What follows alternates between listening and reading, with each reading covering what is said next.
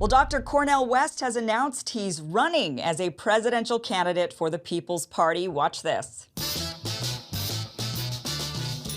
In these bleak times, I have decided to run for truth and justice, which takes the form of running for President of the United States as a candidate for the People's Party. I enter in the quest for truth. I enter in the quest for justice.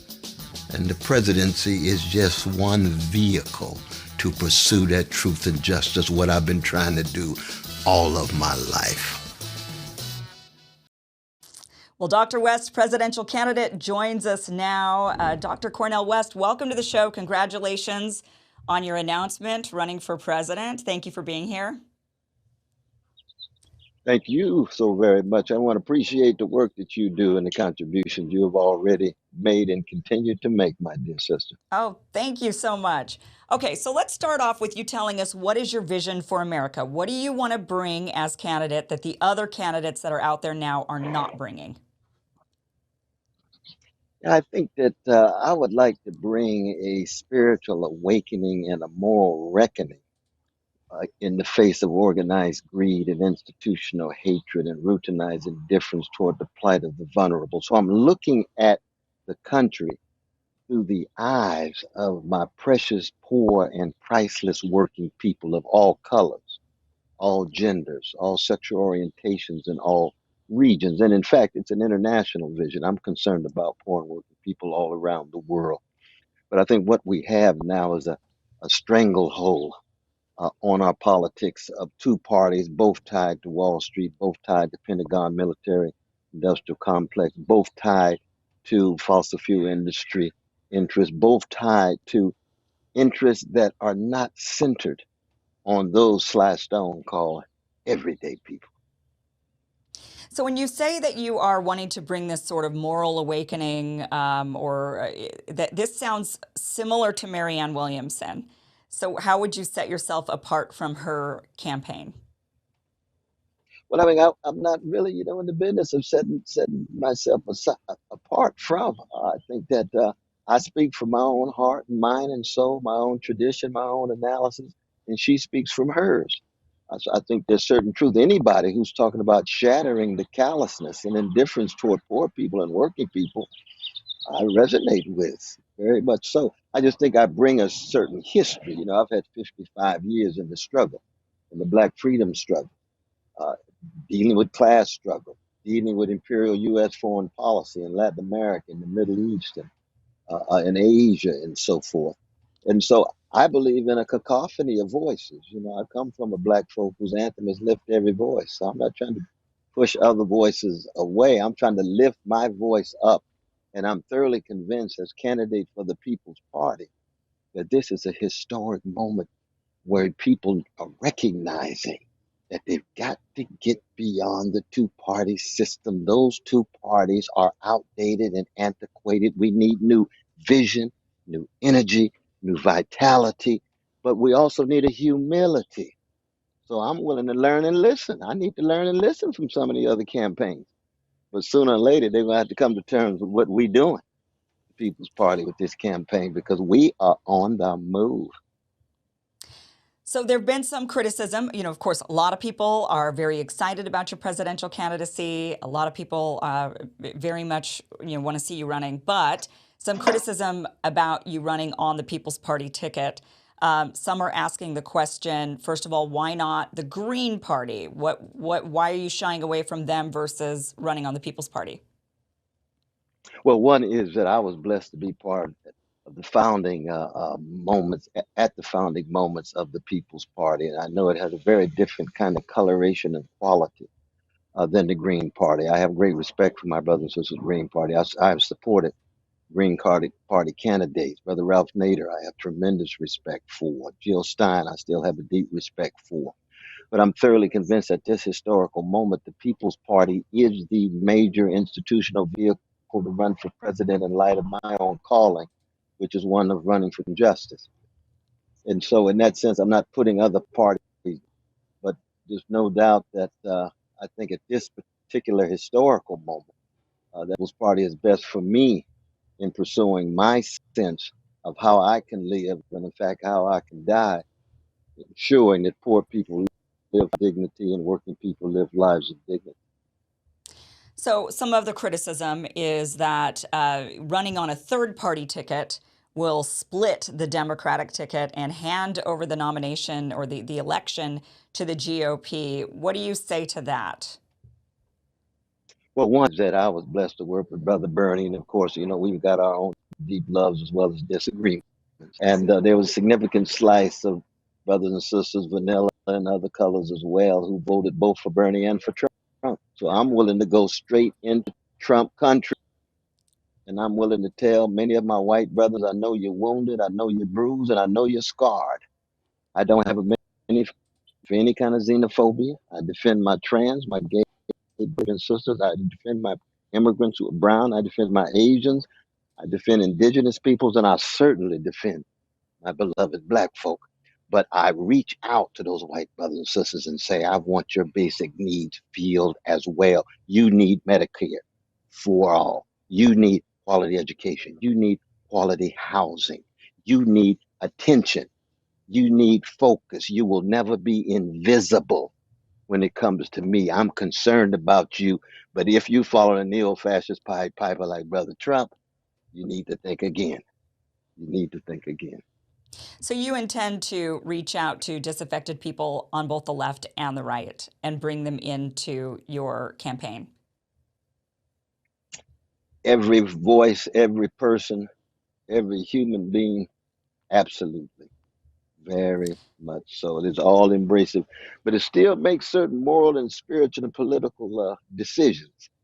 See, we not putting up with war profiteering. We're not putting up with these militaristic adventures. We're not putting up with Wall Street greed and Silicon Valley greed. There are some very important lines that we draw in the sense. Same is true with the Middle East. You see, that we saying we are in no way going to be selling our precious Palestinian brothers and sisters down the river. That we'll stand with them, Palestinian dignity. We are deeply concerned, of course, about our precious Jewish brothers and sisters' security, but they go hand in hand. Security on the Jewish security, Palestinian justice and dignity go hand in hand. The day is over that we allow the Democratic Party to act as if they're so progressive and can't say a mumbling word about apartheid-like conditions on the West Bank and Gaza. So some of the people may be worried about a campaign, about a candidate like yourself, and they might feel like you might be too far left for them. That they might agree with certain positions that you have, but they'll say you're too far left.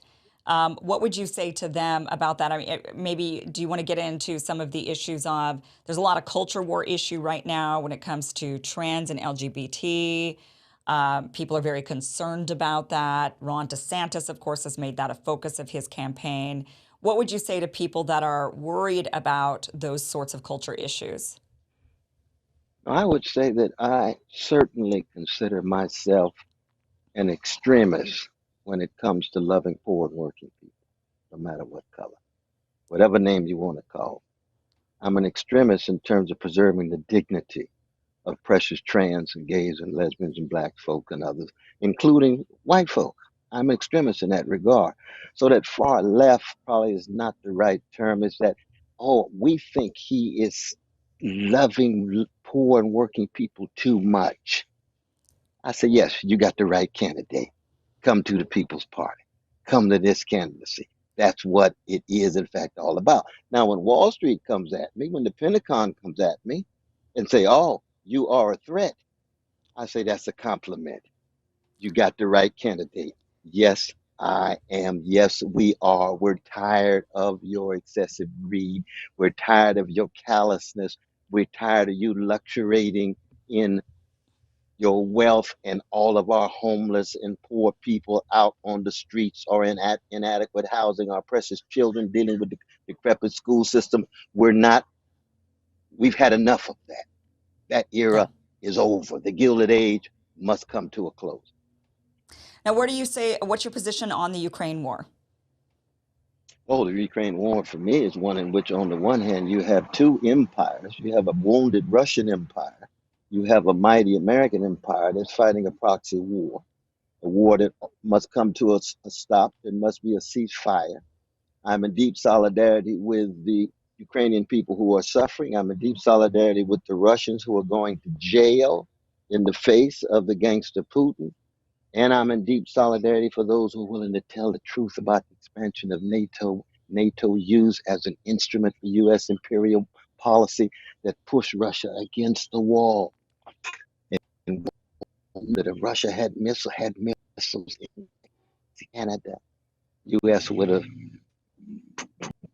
just pushed the wall, but smithereens would be the result. Yeah. It's too close. Any empire, the American empire, the Russian empire, would do and respond in the same way.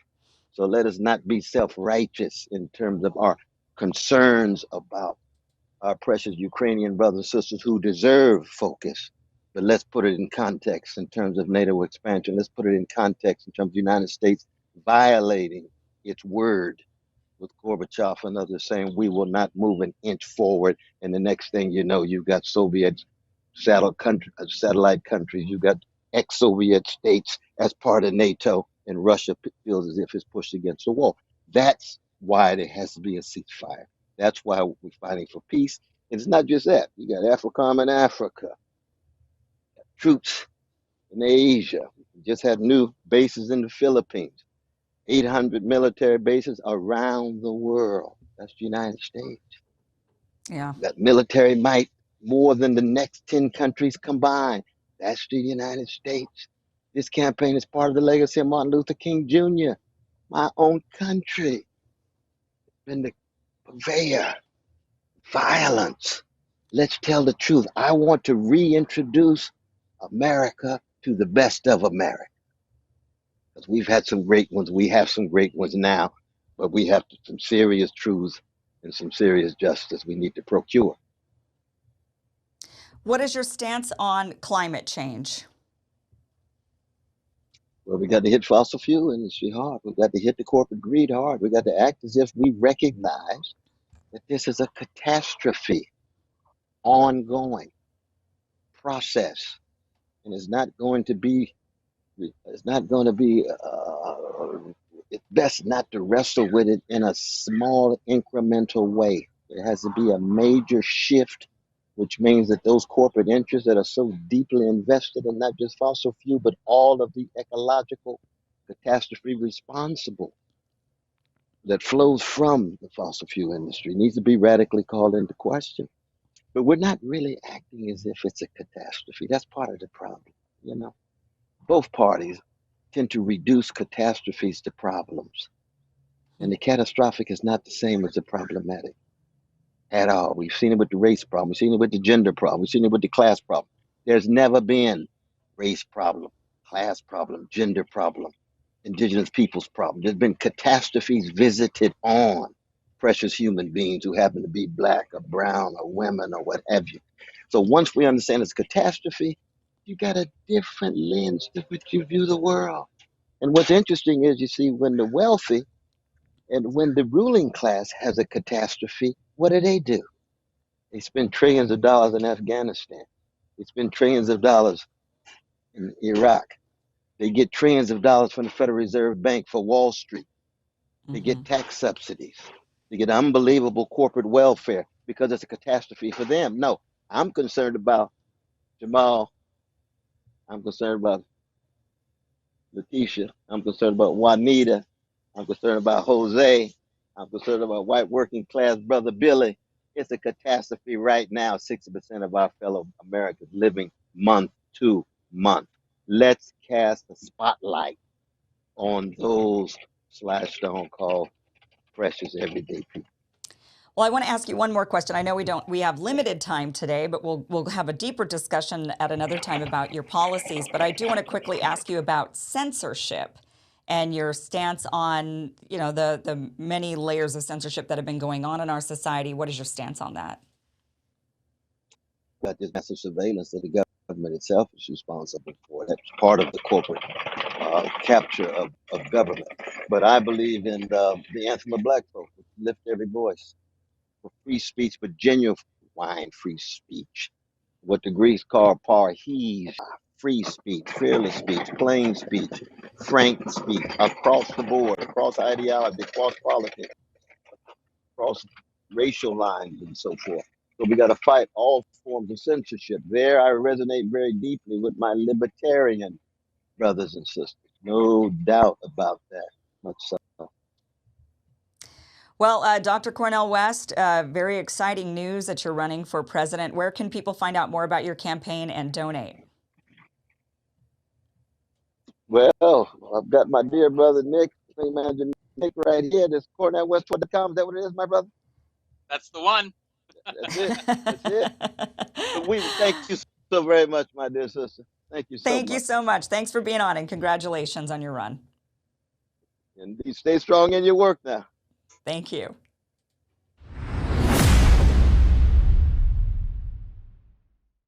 So Trump recently said, quote, "Our currency is crashing and will soon no longer be the world standard, which will be our greatest defeat, frankly, in 200 years. Well, he's right, and it's our own fault. Bullying and using the dollar to get what we want geopolitically has caused nation after nation to ditch out. The latest is Venezuela's Maduro, who is visiting Saudi Arabia right now, saying the South American country wants to join BRICS. And the fact is, there is one asset that has withstood famine, wars, and political and economic upheaval dating back to biblical times: gold. And you can own it in a tax-sheltered retirement account with the help of Birch Gold. That's right, Birch Gold will help you convert an existing IRA or 401k, maybe from a previous employer, into an IRA in gold. And the best part, you don't pay a penny out of pocket. Just visit birchgold.com/Kim for your free info kit. They're going to hold your hand through the whole process. So think about this: when currencies fail, gold is a safe haven. How much more time does the dollar have? So protect your savings with gold. Birch Gold has an A+ rating with the Better Business Bureau and thousands of happy customers. So visit birchgold.com/Kim to get your free info kit on gold. Again, visit birchgold.com/Kim.